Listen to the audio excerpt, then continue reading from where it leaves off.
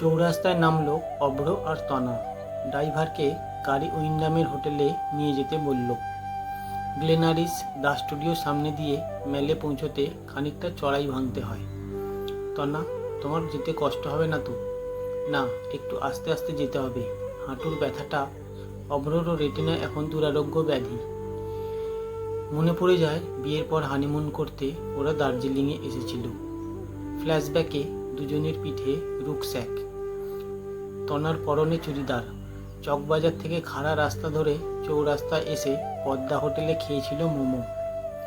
তারপর দুজনে দৌড়ে পৌঁছে গিয়েছে মেলের পাশে ক্লাসিক লজে। কাঁচের দরজা খুলতেই একরাশ মেঘ এসে স্বাগত জানায়। দূরে নীল পাহাড়ে মেঘ সূর্যের লুকোচুরি। শান্ত স্নিগ্ধ প্রকৃতি মোহিত করে ওদের। বিকেলে তনা শাড়ি আর অভ্র ধুতি পাঞ্জাবি পরে মেলে এসেছে। নবদম্পতি। আফা ক্যামেরায় ছবি তুলে নিয়েছিল সহপর্যটক।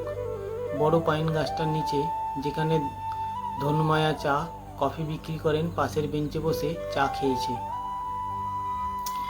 এরপর ফি বছর এই দিনটিতে এসেছেন দার্জিলিংয়ের মেলে। ধনমায়াও অপেক্ষা করতেন। প্রতিবারই পেতেন উপহার। ছেলে হবার পর ওকে নিয়েও আসতো, যদিও মুম্বাইতে সেটেল হওয়ার পর ছেলের আর আসা হয়নি। করোনার বছর দুটো বাদ দিলে প্রতিবারই ম্যারেজ অ্যানিভার্সারিতে অভ্র তনাকে দেখা গেছে মেলে।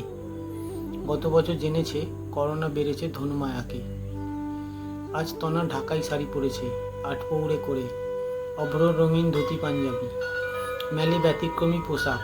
দার্জিলিং কলেজের জুওলজি অনার্সের বেশ কিছু ছেলে মেয়ে বিকেলে এসেছিল মেলে ঘুরতে। তনা আর অভ্রকে দেখে এগিয়ে আসে। আঙ্কেল, আন্টি, আজ আপনাদের কি বিশেষ কোনো দিন? অভ্র অকপটে স্বীকার করে, আজ 22শে শ্রাবণ, আমাদের বিবাহবার্ষিকীর 30 বছর। ছেলেমেয়েগুলো তনা আর অভ্রকে নিয়ে মেতে ওঠে এক অনাবিল আনন্দে।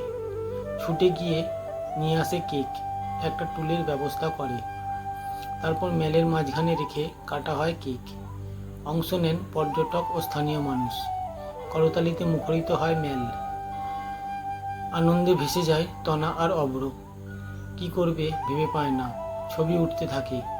ভিডিও কলে দেখানো হয় ছেলেকে। ব্লাইন্ড হতে বসা অভ্রর আজ ব্লাইন্ড ডেট উপলব্ধি। অপরিচিতের সাথে মিলিত হওয়াই তো ব্লাইন্ড ডেট।